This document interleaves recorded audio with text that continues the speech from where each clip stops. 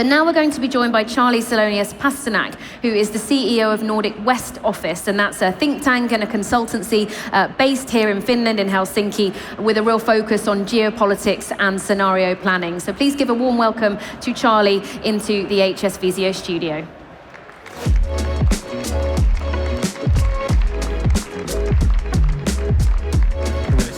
Good to see you. Hi, Charly. Thanks for being with us. Please take a seat. So we've talked quite a lot, Ben and I, about what's been happening over the last week or so, Russian aggression, obviously the backdrop with Ukraine. Aside from that, where do you see the key kind of pain points and geopolitical tensions potentially escalating in the next few months? Next few months, hard to say. Of course, there's the obvious ones around South China Sea in Taiwan. But I have to say that it's probably also important for companies to start thinking more about domestic politics and the impact it has on geopolitics, global trade and security. And an obvious example is the United States, but why not also Europe? So give us some examples. Ben was saying we need more cash, we need to put more pressure on our defense ministries. Where do you stand on this?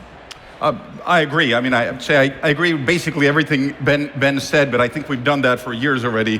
Also, all the other ministries. When I go and talk either in Finland or abroad, there's often a focus on defense, military stuff, which is understandable. But of course, in Finland, it's a whole of society, kind of every ministry has a responsibility. So, as well as the private sector. So I would say also focus on the so-called softer things that build resilience. That aren't sexy, so to speak. I mean, when cables are cut, it's not an accident that connectivity in Finland doesn't drop. In fact, most citizens wouldn't have noticed it. Why? Because it was planned out by officialdom and then implemented by the private sector. And this can, of course, be done in fast-moving consumer goods, kind of across the board of things that are needed for a society to work. Not just in World War III, but for any number of scenarios or crises. I mean, a fall storm can cut your electricity, or industrial accident. So I would say broaden the spectrum and put pressure on a lot of different actors. So preparing for better resilience and having a deeper preparedness for different types of catastrophes.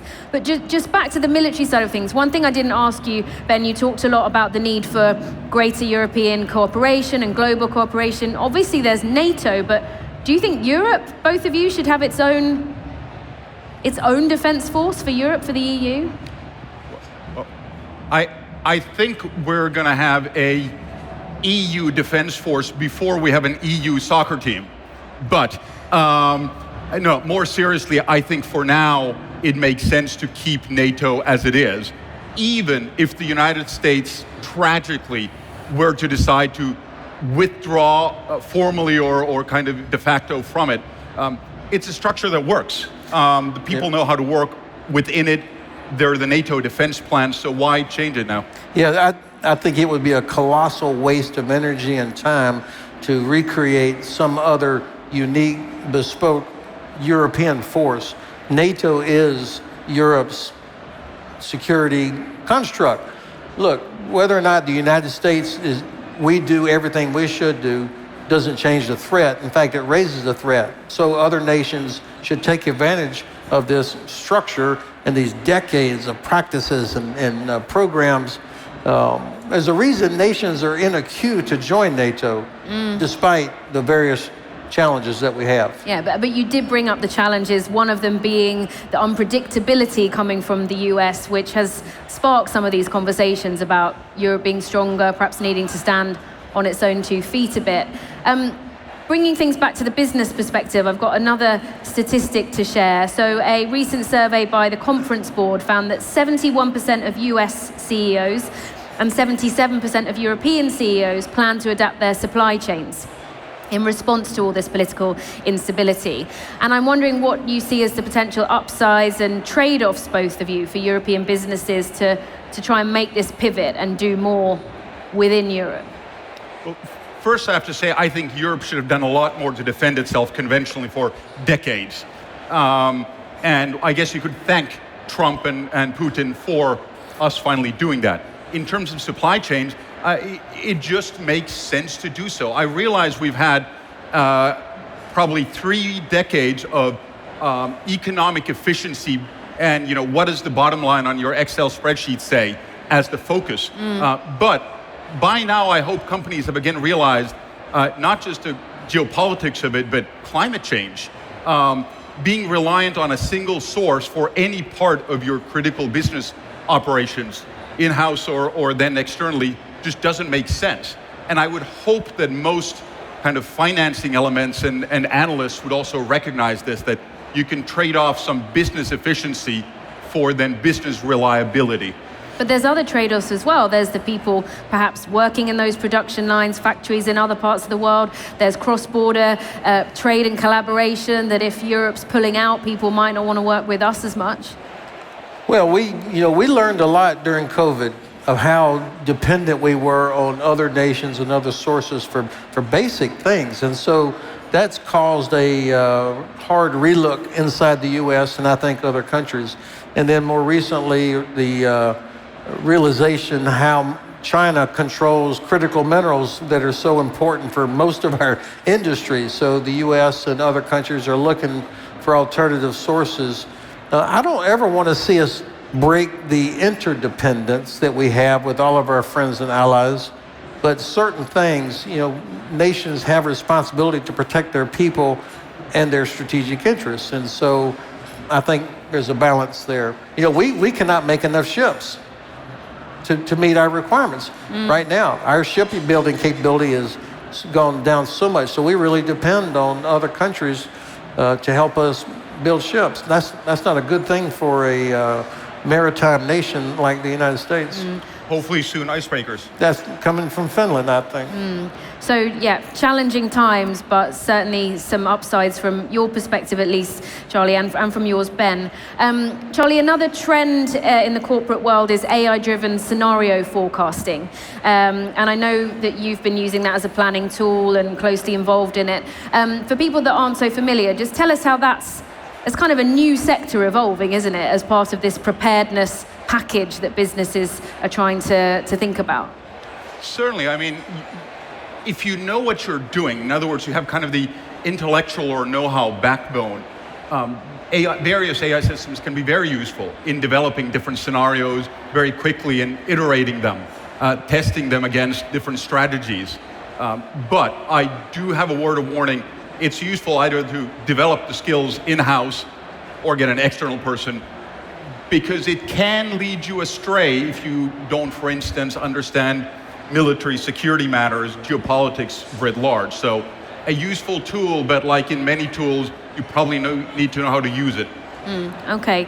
What other tools or strategies do you think individual businesses should be investing in, particularly smaller businesses? I'd like to ask about, because the bigger corporations do have these teams that are starting to help with disaster preparedness, but if you're a smaller startup or a smaller business, it can feel quite scary.